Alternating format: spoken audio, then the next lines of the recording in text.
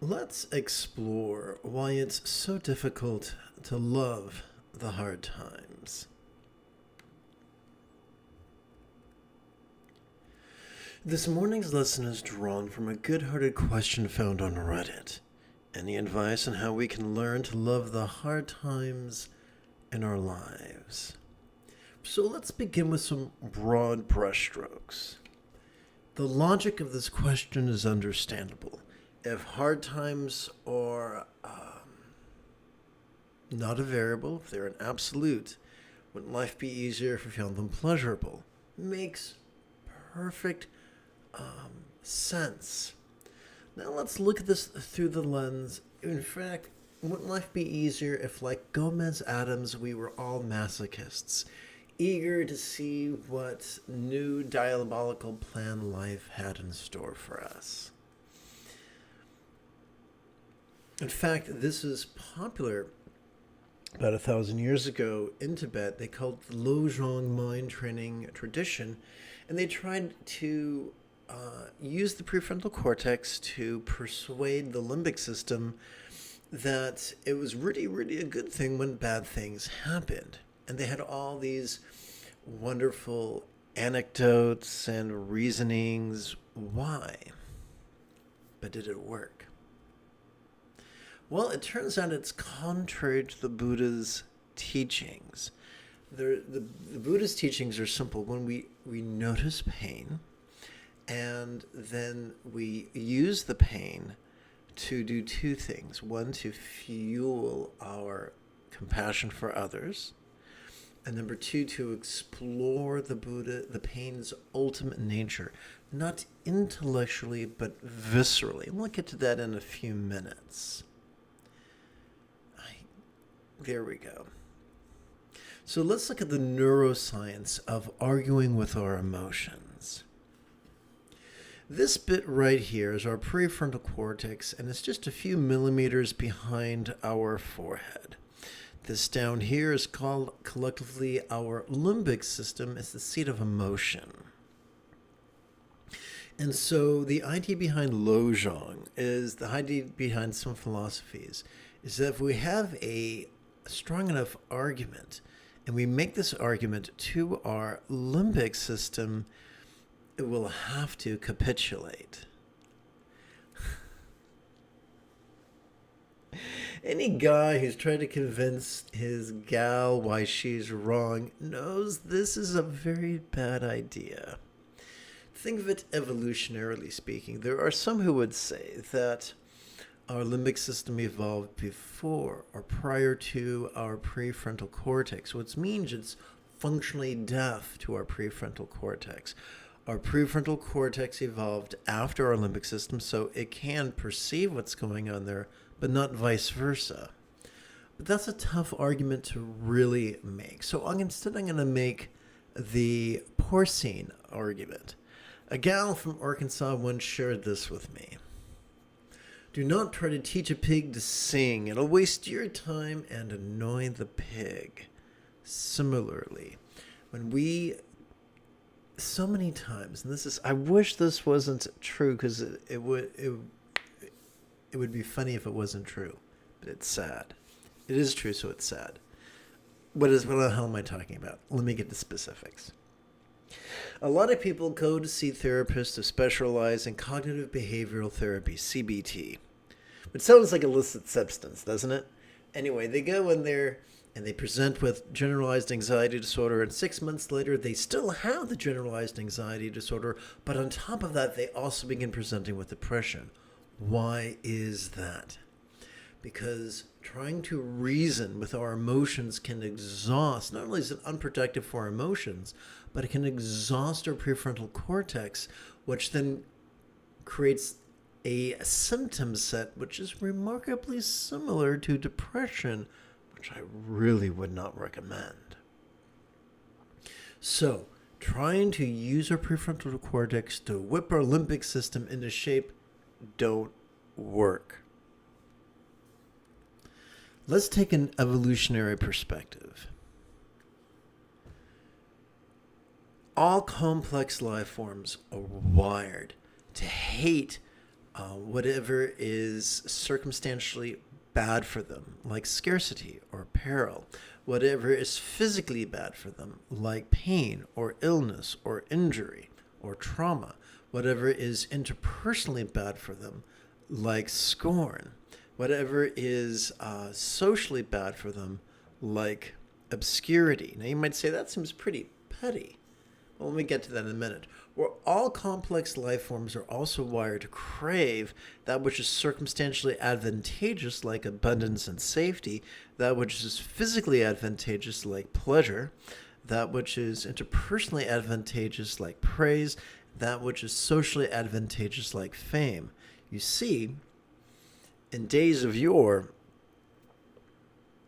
the most famous and loved member of any tribe had the most safety, the best food opportunities, the most protection opportunities, and the least loved had the least mating opportunities, the least food opportunities, and the least safety opportunities. So we are hardwired to hate what's detrimental to us and to crave what's beneficial to us, at least from a visceral, dopamine-oriented reward system perspective. So from the most venal, primal perspective, this is hardwired into us. A few years ago, an across the street neighbor was helping me to edit something for YouTube, and we were trying to edit the audio track, an adaptation of John Williams' Force theme. And he was fiddling with the volume controls, but the segment we were using was building to a crescendo.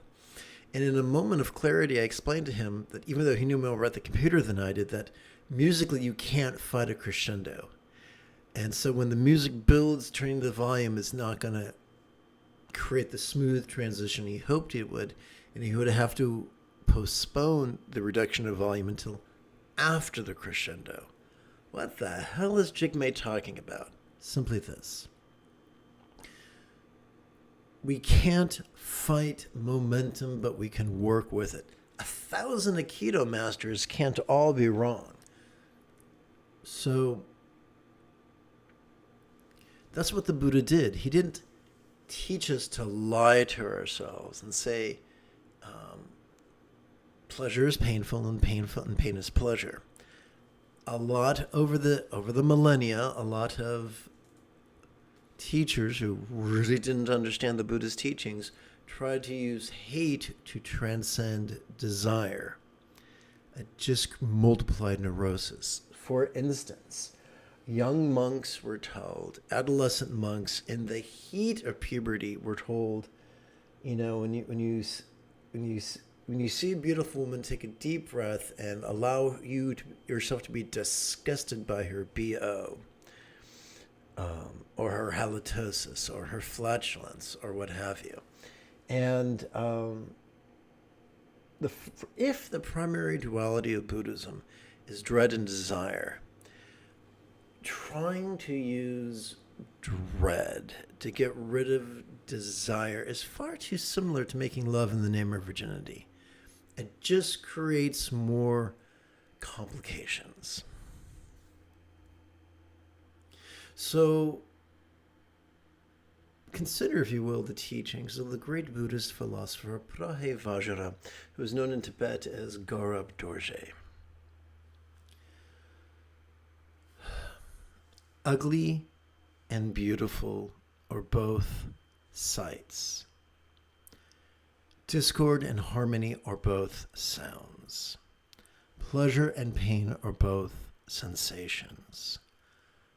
Delicious and disgusting are both flavors. Fragrant and foul are both scents. And so the idea is to not lie with our labeling, because that doesn't work, but be more relaxed with our labeling. Well, that sounds lovely. How do we implement it?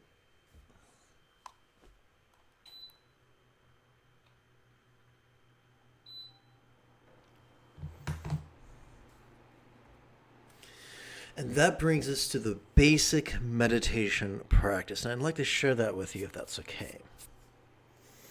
Now, if I'm going to teach something from a perspective you might not have heard before, and if that you haven't heard it, that's not an indictment against you. It is an indictment against the authors you've read, and it is an indictment against the teachers you've worked with, but it is not an indictment against you.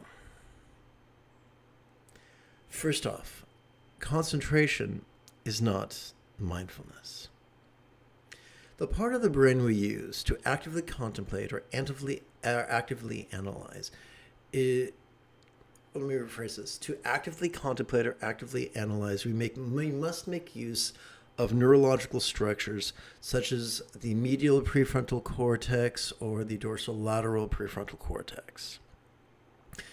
However, the part of the brain we use to practice mindfulness is not the prefrontal cortex. It's the sympathetic nervous system and the parasympathetic nervous system. Allow me to elaborate. The more we rely on our prefrontal cortex, according to fMRI studies, functional magnetic resonance imaging studies, the more our amygdala lights up, the seat of aggression and anxiety found in the basement of our limbic system. Kind of yucky. But consider, if you will, the sympathetic nervous system. Every time you inhale, whether you know it or not, we access the sympathetic nervous system, ensconced within the thoracic or ribcage section of our spinal cord, not behind our forehead, but in the spinal cord. This bit has evolved to perceive vulnerably, passively, viscerally, and randomly. It's kind of like going to see a play. When you and I pay for a ticket and take a seat in the theater, we are under no illusions that we are the playwright or the director or the thespian or the producer. We're just a patron, eager to see what occurs on the stage. Similarly, we evolved to notice vulnerably, passively, viscerally, and randomly. We evolved to notice sights, sounds, sensations, flavors, scents, and the like. We evolved to notice emotions, intentions, thoughts, memories, and imaginings. We evolved to notice everything, from the external to the internal, from the physical to the mental, from the pleasurable to the painful, from the interesting to the boring, from the glorious to the grotesque. Now that should bring to mind the question, what are we to do with all these things that we notice? Fortunately, every time we exhale, whether we know it or not, we access our parasympathetic nervous system, ensconced within both the lower lumbar region of our spinal cord, as well as the very tippy top of the thoracic region that some people call our brainstem. Other people call the reticular activation system. There's so many names. Let's just keep it simple. Excuse me. So, our parasympathetic nervous system has evolved to support both physical relaxation as well as mental release. The seventh enlightenment factor is equanimity. How do we respond to pleasure? By noticing it and releasing it. How do we respond to pain? By noticing and releasing it. It's the same response. Pleasure is a sensation. Pain is a sensation. So, by relentlessly practicing spontaneous awareness and letting go, we begin to make peace with what we experience. We make peace with what comes, we make peace with what stays, we make peace with what goes, not because of the cleverness of our reasoning, but because we are living in harmony with our sympathetic and our parasympathetic nervous systems. But wait, there's more. Remember way back when good old Urkel.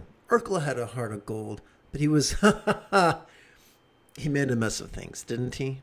Isn't our brain a lot like that? Fortunately, just like Urkel, our brain is both clever and good-hearted. When we ask our brain to silently and mentally recite the demonstrative pronoun this during our inhalation, all of a sudden our brain winds up cooperating with our sympathetic nervous system, and we perceive in the manner known as mindfulness. During our exhalation, when we ask our brain to silently and mentally recite the one-syllable verb ease, our brain winds up cooperating with our parasympathetic nervous system. We wind up experiencing the release described as meditation. These are not permanent, they are as fleeting. We don't breathe in once and be done. We go through our entire life breathing in and breathing out over and over and over again. Similarly, we go through life perceiving and releasing, practicing mindfulness and meditation viscerally, passively, viscerally, vulnerably, and randomly. Cooperate with this process, and soon and very soon, you could be fully realized. I do look forward to practicing the fine details with you after approximately 30 seconds of housekeeping. This is Lama Jigme Gyatso of the Buddha Joy Meditation School. For more than 30 years, I spent about 8 hours a day, almost every day, studying, practicing, mastering, and reverse engineering the teachings and techniques of each sect of Buddhism so that you would not have to. Welcome, my friends, to Meditate Like a Jedi, which is made possible due to the generosity of viewers just like you. Let's turn our attention now to the latest iteration of easy meditation.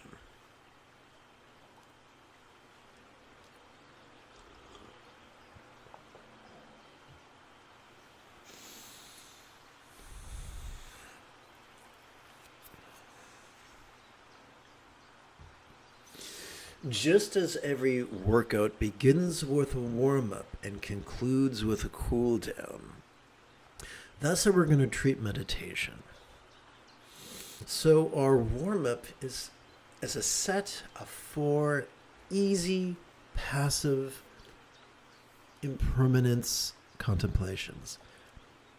Come, let us bring the 4 bases of mindfulness into the figurative practice of the rainbow body.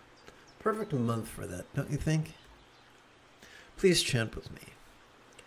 Rather than indulge or controlling tendencies with our follies of active visualization, emotion, magic, and belief, we could just recite these wise words in harmony with our breathing and allow our subconscious to do the heavy lifting. Let us sidestep the rigidity that confuses metaphors with statements literal, and relax into the flexibility that savors the chance explaining metaphors as similes. Now, I only like to chant this bit once per session, so I'm going to italicize it because I'm funny that way.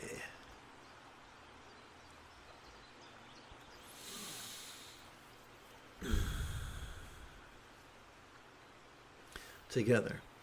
All visible circumstances or laws could be as impermanent and interdependent as if they could blissfully melt into rainbow light that could delightfully absorb into this body or form.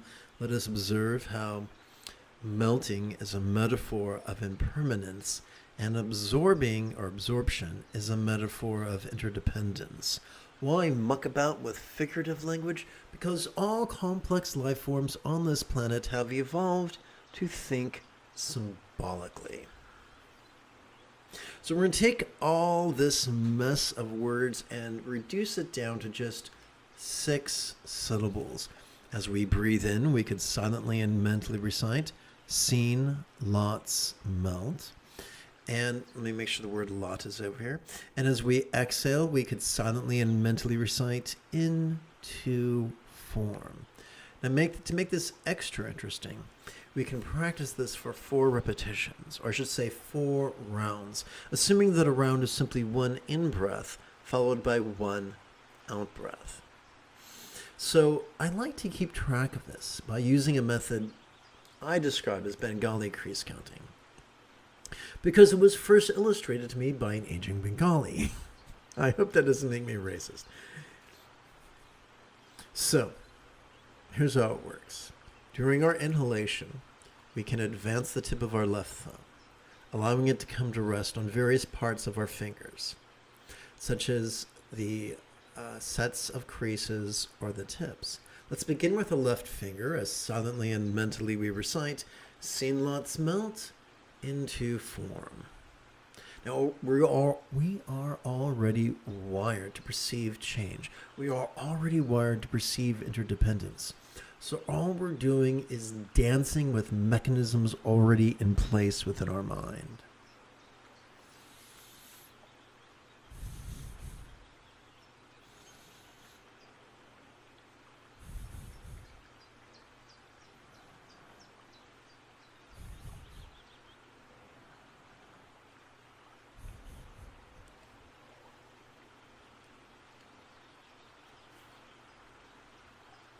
Together.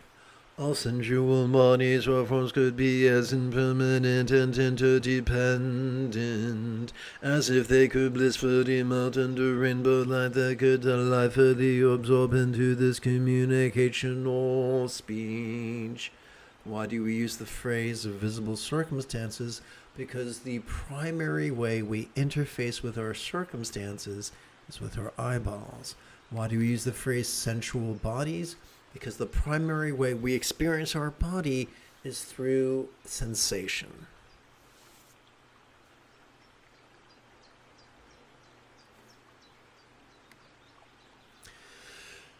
Felt forms melt into speech. Let us count upon our left ring finger.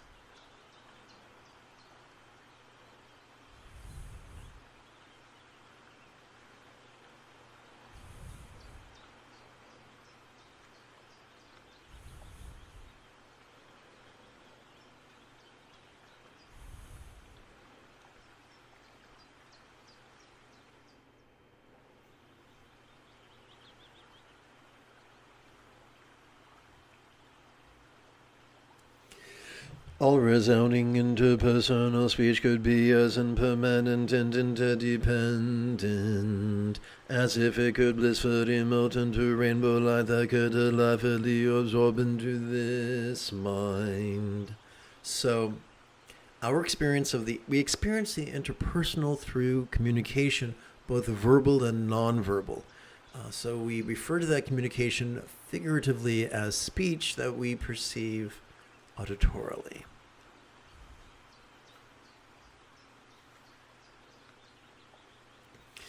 Let us count now upon our left middle finger.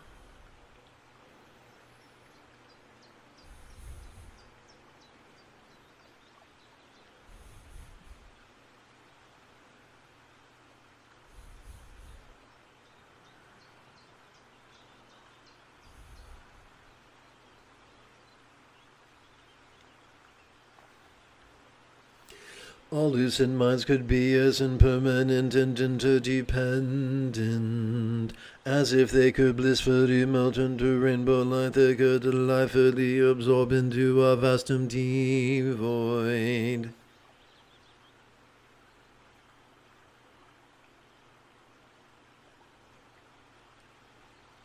So all minds are lucid, which means all minds are capable of perceiving and emoting and intending and reasoning and recalling and imagining. All lucid minds could be as impermanent and interdependent as if they could blissfully melt into rainbow light that could delightfully absorb into a vast empty void. Like the illusion of the infinite azure sky on a bright and beautiful cloudless morn, which although tantalizing to the eye could be non-graspable to the hand. So together as a team, let us count upon our left index finger.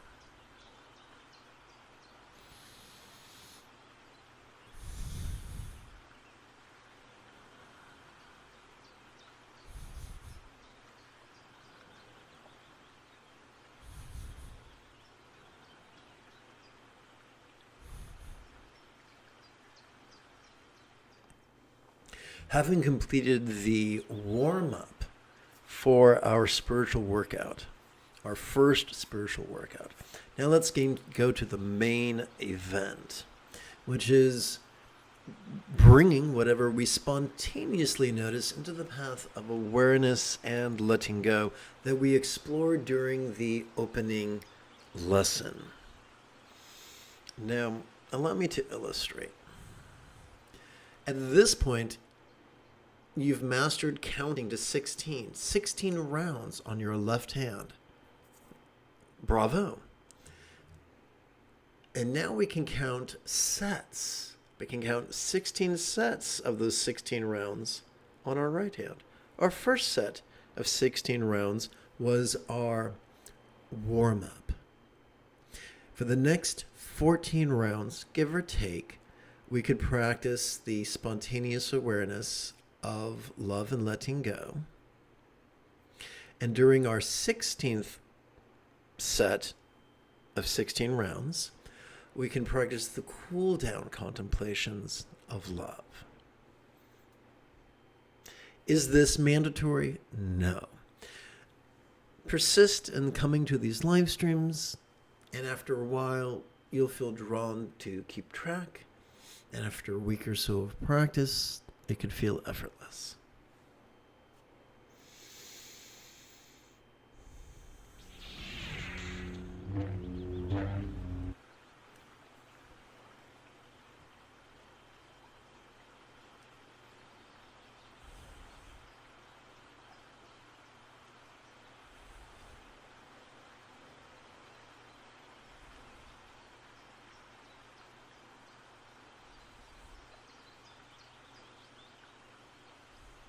The moment you have a specific question about Buddhist chanting, Buddhist meditation, Buddhist philosophy, or their application, please type your question in great detail in the chat window.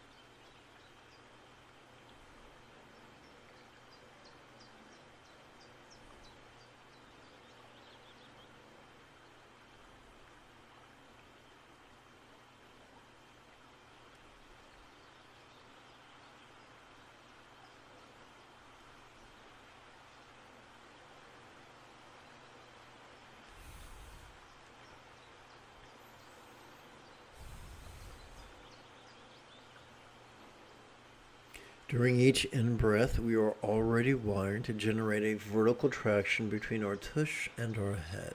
During each exhalation, we are wired for that traction to relax.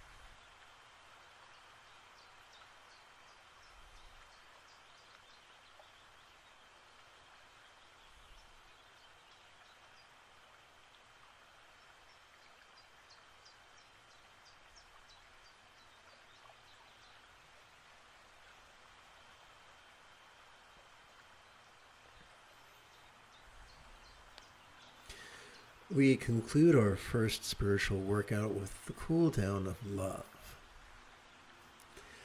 May all minds of all beings now be as peacefully enlightened as the mind of a real or imagined Buddha, symbolized by a tea one suitable zero bija mantra.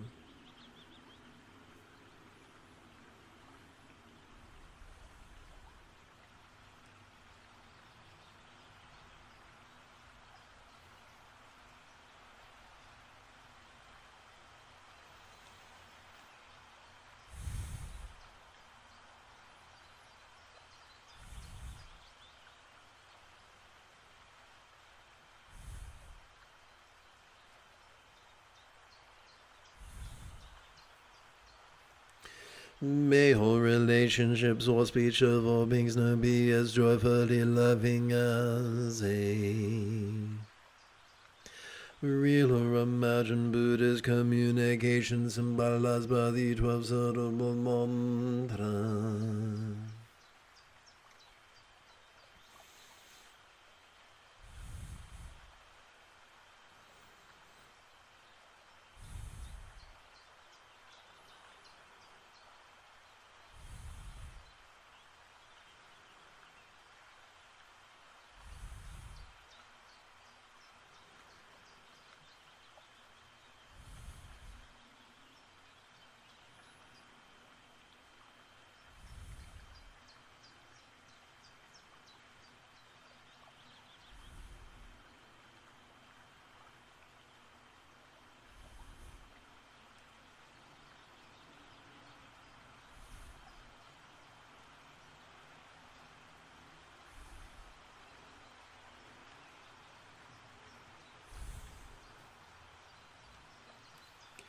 May all bodies or forms of all beings now enjoy the beautiful health seen in Buddha statuary,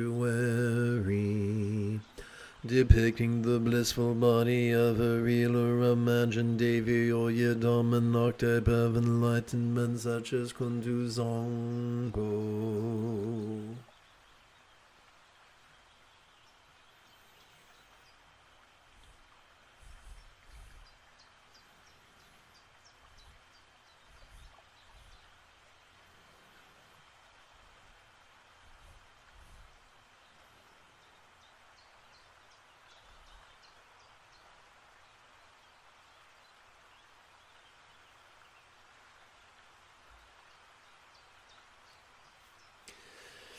May all circumstances or lots of all beings now have the good fortune or boon, as a Buddha's real or imagined paradise, pure land or Vati.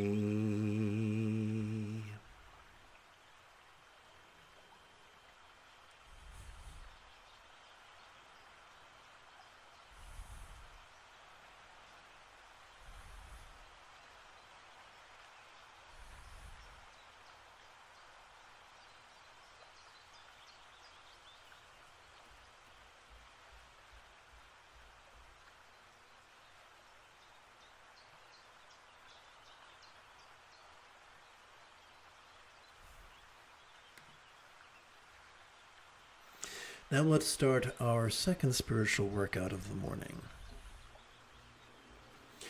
All visible circumstances or lots could be as impermanent and interdependent, as if they could blissfully melt into rainbow light that could delightfully absorb into this body or form.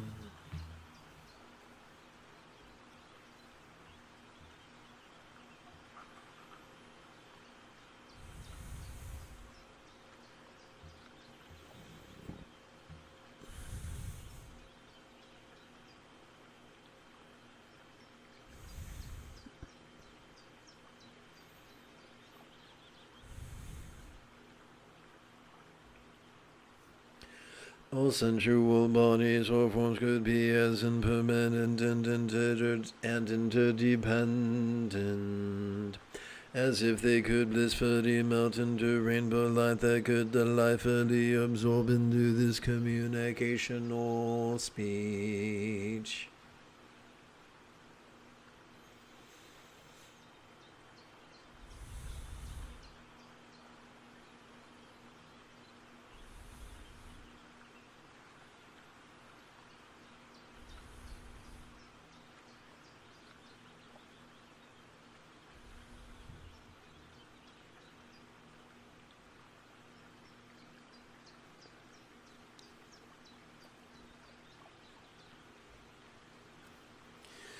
All resounding interpersonal speech could be as impermanent and interdependent as if it could blissfully melt into rainbow light that could delightfully absorb into this mind.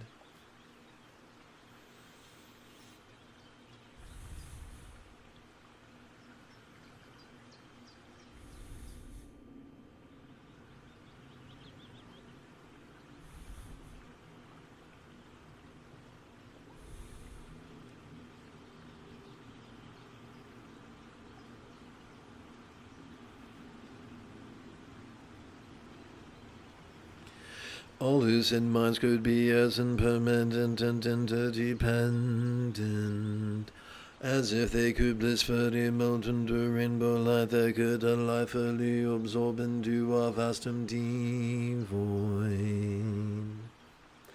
Like the illusion of the infinite azure sky on a bright and beautiful cloudless morn, which, although tantalizing to the eye, could be not graspable to the hand.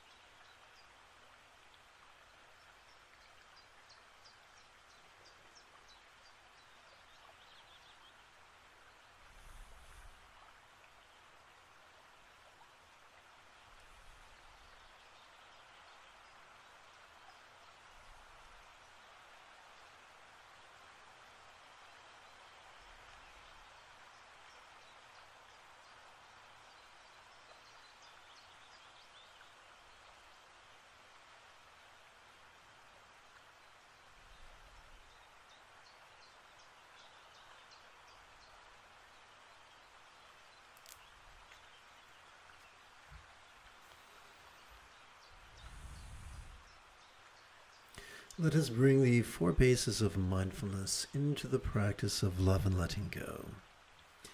May all minds of all beings now be as peacefully enlightened as the mind of a real or imagined Buddha, symbolized by a tea clay one syllable seed or bija mantra.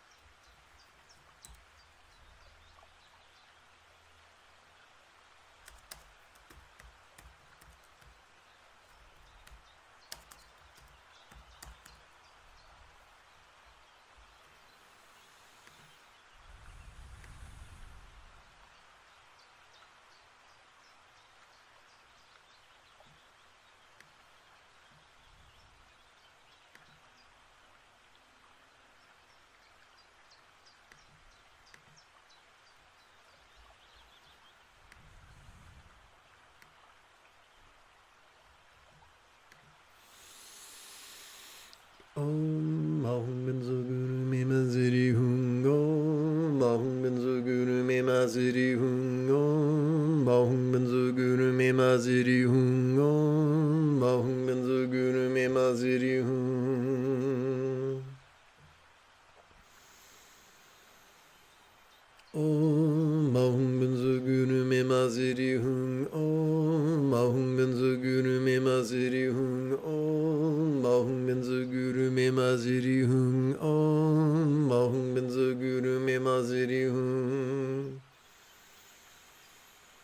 Om Mahum Benzo Guru Me Maziri Hung Om Mahum Benzo Guru Me Maziri Hung Om Mahum Benzo Guru Me Maziri Hung Om Mahum Benzo Guru Me Maziri Hung Om Mahum Benzo Guru Me Maziri Hung Om Mahum Benzo Guru Me Maziri Hung Om Mahum Benzo Guru Me Maziri Hung Om Mahum Benzo Guru Me Maziri Hung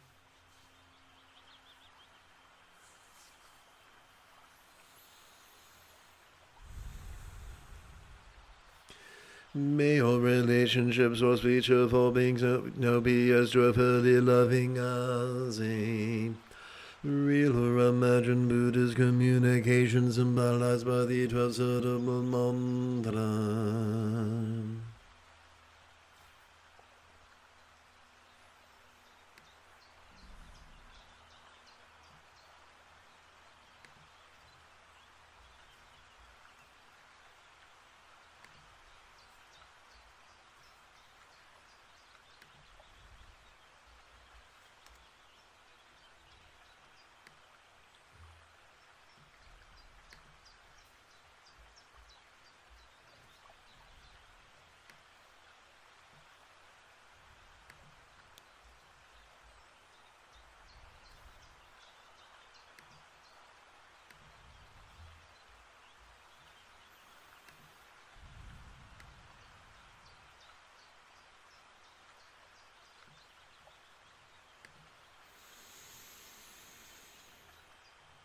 Om Mahum Benzo Guru Me Maziri Hung Om Mahum Benzo Guru Me Maziri Hung Om Mahum Benzo Guru Me Maziri Hung Om Mahum benzo guru me maziri hum.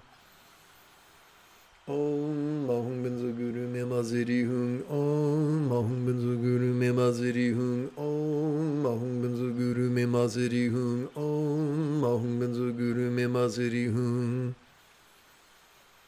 Om mahum benzo guru me maziri hum. Om mahum benzo guru me maziri hum. Om mahum benzo guru me maziri hum. Om mahum benzo guru me maziri hum. Om mahum benzo guru me maziri hum. Om mahum benzo guru me maziri hum. Om mahum benzo guru me maziri hum. Om mahum benzo guru me maziri hum.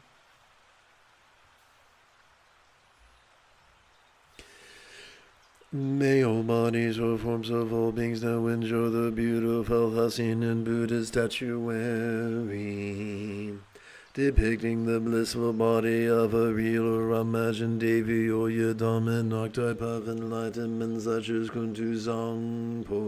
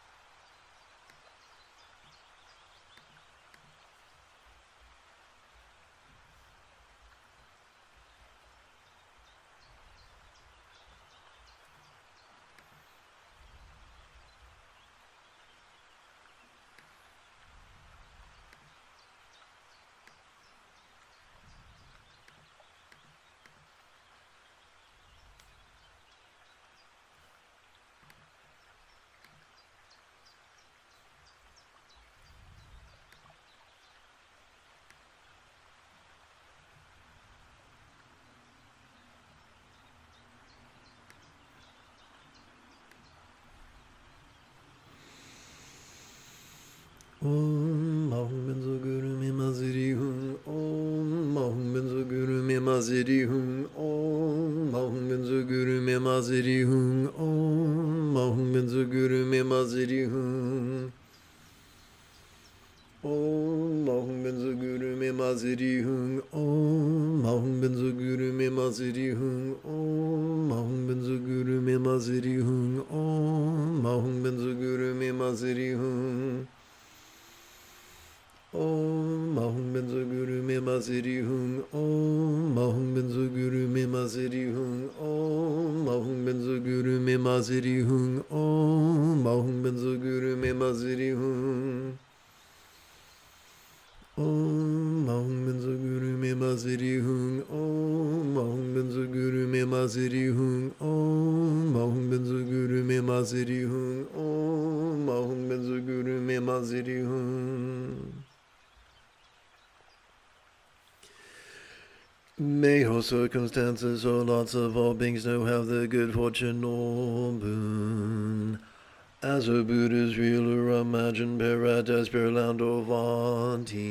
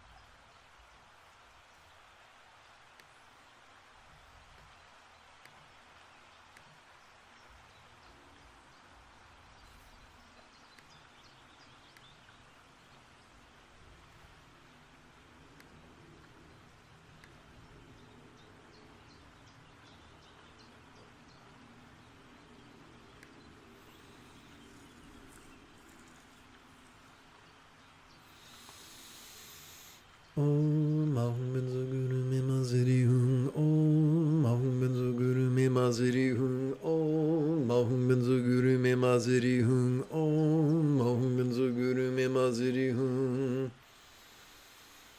Om mahum maziri hung om, mahung benzo guru me maziri hung om, mahung benzo guru me maziri hung om, mahung benzo guru me maziri hung. Om mahung benzo guru me maziri hung om, mahung benzo guru me maziri hung om, mahung benzo guru me maziri hung om, mahung benzo guru me maziri hung. Om mahung benzo guru me maziri hung om, mahung benzo guru me maziri hung om, mahung benzo guru me maziri hung om, mahung benzo guru me maziri hung.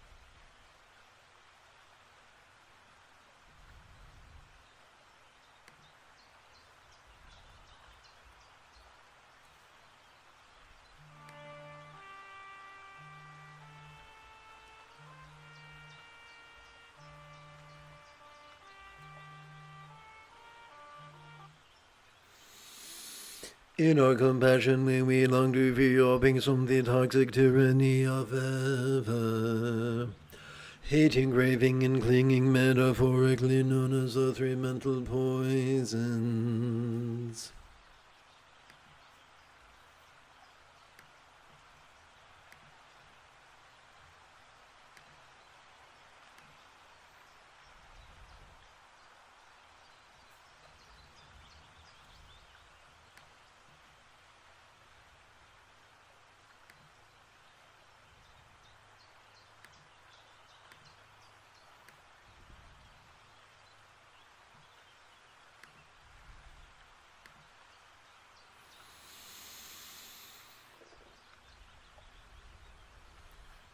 In our pragmatism, may our liberation of all others be fueled by our reliance on the Buddha's example, instructions, and students, described by the metaphor of the three wish-fulfilling jewels. So, having sat for the better part of an hour and a half, let us knock out a dozen or two geriatric step-back squat thrusts while reciting the essence of what we just chanted, "May we free all through thee, three jewels." This, of course, is completely optional.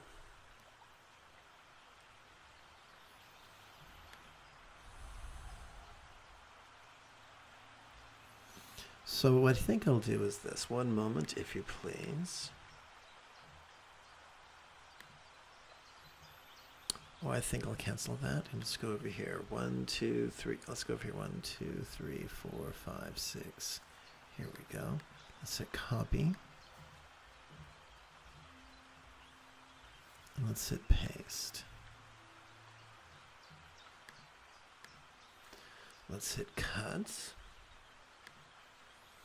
Let's adjust the size.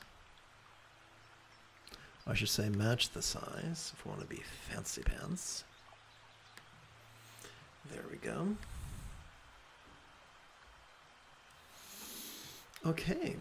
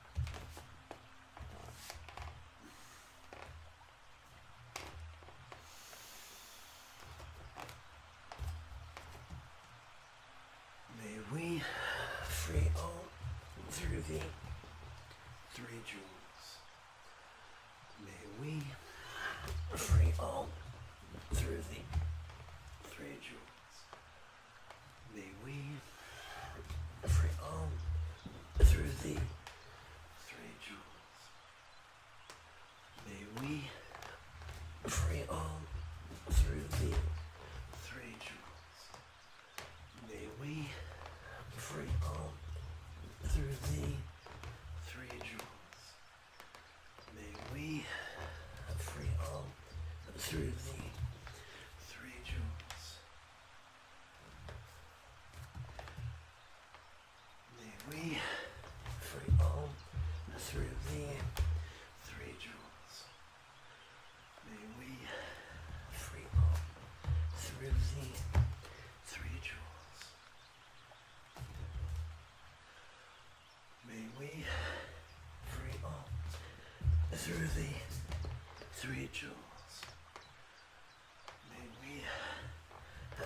all through the 3 jewels. May we free all through the 3 jewels. May we free all through the 3 jewels. May we free all through the 3 jewels.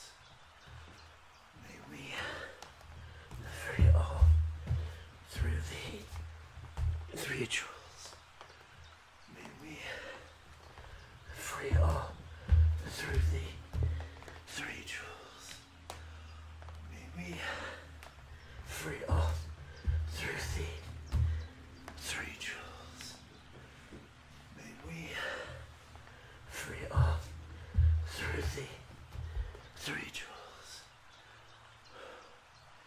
May we free all through the 3 jewels.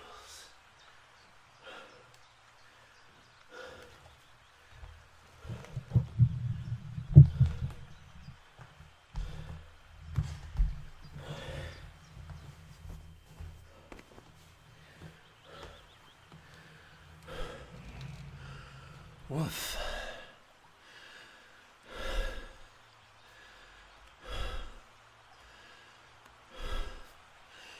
May all minds of all beings lucid yet void no be as enlightened as a Buddha's mind symbolized by a one-suitable vision.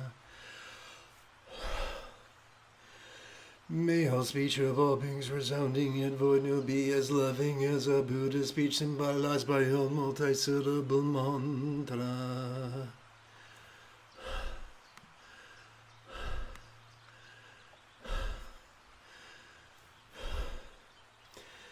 May all forms of all beings sensual yet void no be as healthy as a Yadam archetype depicted in Buddhist statuary.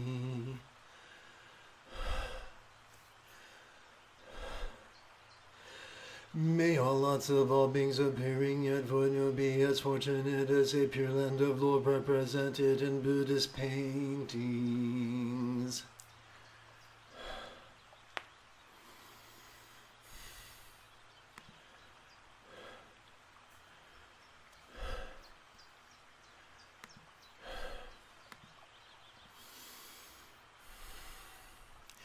If you feel that I have earned it, you could give this live stream a thumbs up. You could even help support this channel.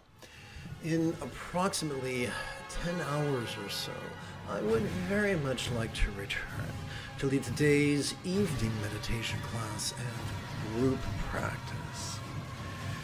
And if you are as geeky as me, may the Force be with you always.